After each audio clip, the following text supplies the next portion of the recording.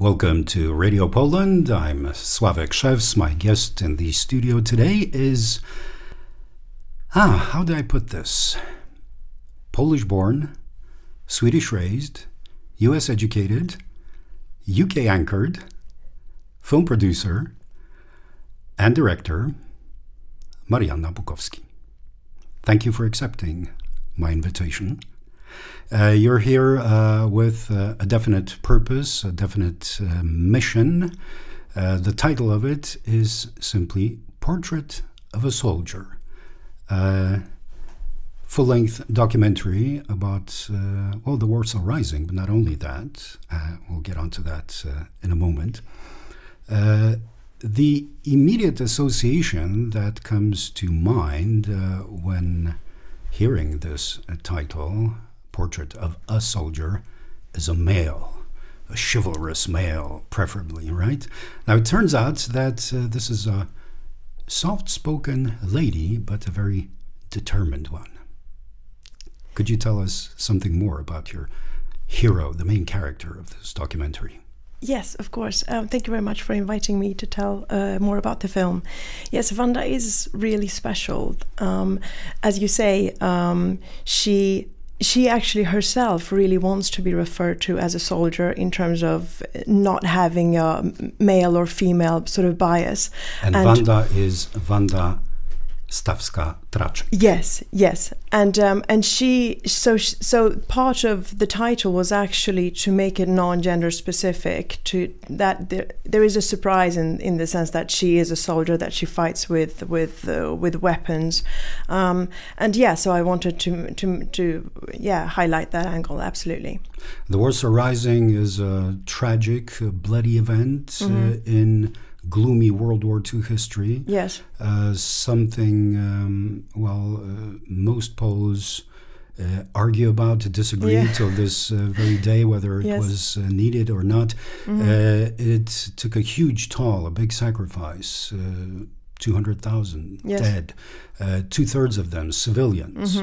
The remaining, soldiers of the underground, the resistance movement, the Home Army, as it was called, not only adult people who took part in this armed struggle, but also children. Yeah, very young. Those who started from even below 10 years of age.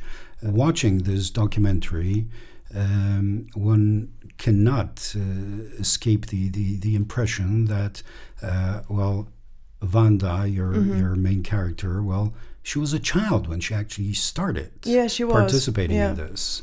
Yeah. She was a Girl Scout. Yes.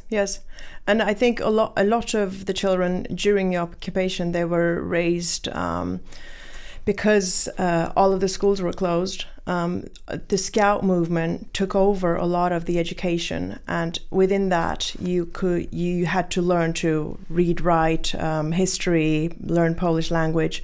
And if you did that well, then they also allowed you to learn, recognizing terrain, learning how to use weaponry, and so that was part of the Scout movement. And a lot of younger children were part of it.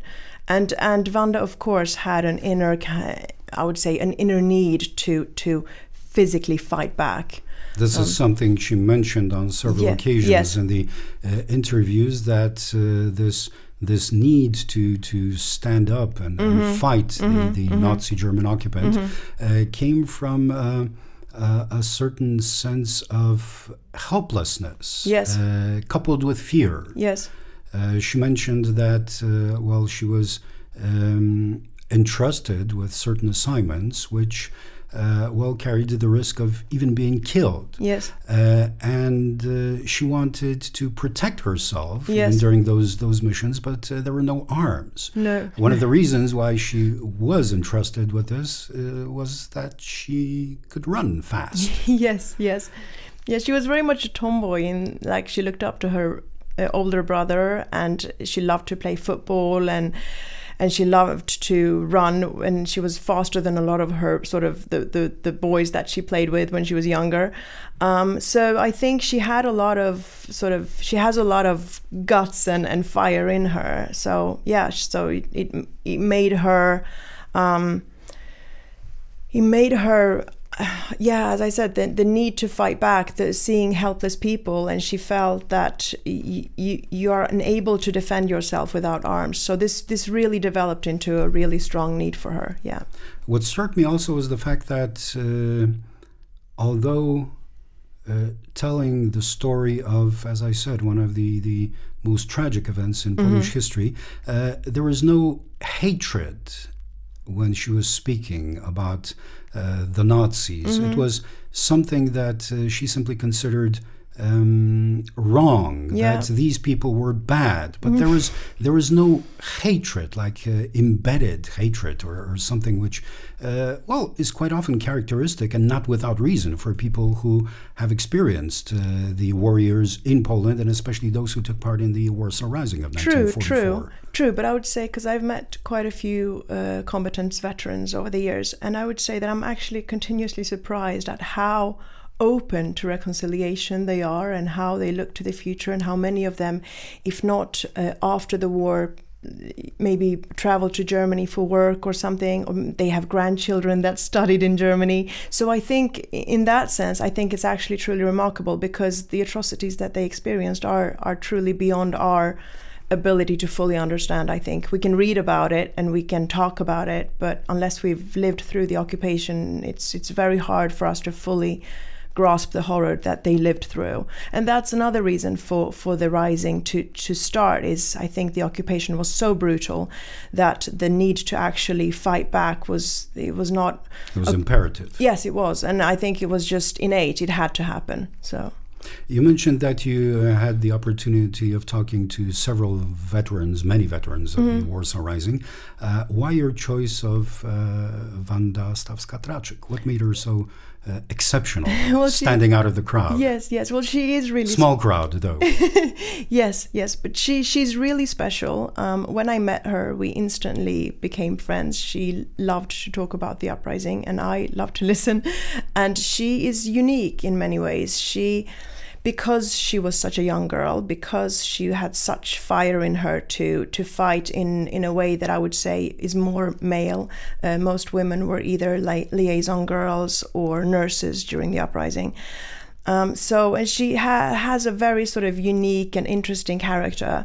And she's also, on the other hand, she's a quite typical a representative of what is known here as Generation 20, of people born in the 1920s who grew up with the sort of the regained independence of Poland. The so-called interwar period. That's right. And I think that they felt the need to defend their country very strongly. And she's part of this. And the way that she also talks about the Rising, it sort of provides a full arc of the events. She belonged to a unit where she actually, just by mere chance, she actually met a lot of different people who later on became quite known for different reasons. And because her unit did not have a set position, she actually moved around quite a lot during the uprising. So it's really interesting. It's a very interesting and unique perspective in that sense. So it's an individual case, but highly representative of the whole generation of I think so. In many ways, yes. I think it is definitely an individual perspective on the Rising, but hopefully it also tells a universal story. The main focus in the documentary is, of course, on the Warsaw Rising, but Wanda Traczyk also spoke of post-war years, the communist times, where she also had a mission. Yes. Fulfill. Yes, she very much fought for the Warsaw Insurgent Cemetery in Wola, to have the names of the fallen written down, because they were buried in mass, sort of a mass grave unnamed, and it's taken her a long time to have this recognized. And at the moment there are so many changes happening. There's the cemeteries has been changed just visually, but also in terms of recognizing the civilian losses, because this cemetery is unique, because soldiers and civilians are buried together, and that's also symbolic of the Warsaw Uprising, especially those who were killed in the Wola district. Yes, the massacre. Yes. So this is a unique place, and it really should be remembered. This is also one of the paradoxes of Polish wartime history, that people who are outstanding figures, even heroes, during the war, they were subject to repression, brutal repression, after the war by the communist authorities. Yes, absolutely. Even for the very fact of taking part in the Warsaw Rising, when the Soviet Red Army was standing just across the Vistula River, waiting idly for long months to, for Warsaw to simply fade away, to die. Yes. This was the city which, on Hitler's orders, was to simply cease to exist. Yes. It was to be erased from the maps of Europe, as if it never were there. It was a thorn for the leader of the Third Reich. Well, fortunately, as we can all witness, including yourself, the city is thriving with life again. It's bustling. It has been rebuilt, much to the astonishment of many after the war who visited, including General Eisenhower, who paid a visit here shortly after the war hostilities. And then we looked at the sea of rubble. He said, no way that you can do it.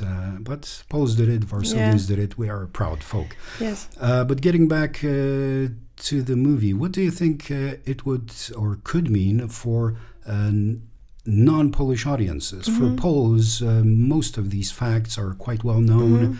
This is something which we treat as part and parcel of our history. Yes. What about those who are less well versed in this? Yes.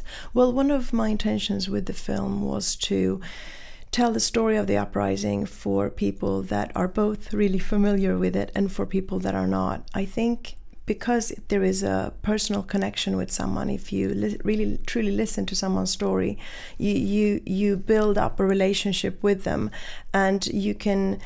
The way that I've tried to edit it is to give a comprehensive story of the uprising. So all of the details are there: when it happened, why it happened, how it went on, how it ended, what was the aftermath. But I think there are universal points that can be of interest, even if you're not specifically familiar with this specific battle. And I think that is through Wanda and her beautiful way of telling the story. The Rising is an absolute tragedy, but there's also moments of almost, I would say, poetry, of beauty, and that's also part of the story. Your visit to Warsaw is, well, strictly connected with promoting the film, also the Polish premiere of it. An English language version with subtitles, as you told me, had been prepared earlier. Yes. Do you have any plans of maybe making other language versions? French, Italian, German. I would love to. The list is long. Of course, I would love to. I have a UK distributor, Journeyman Pictures, that have released the film on iTunes and on DVD.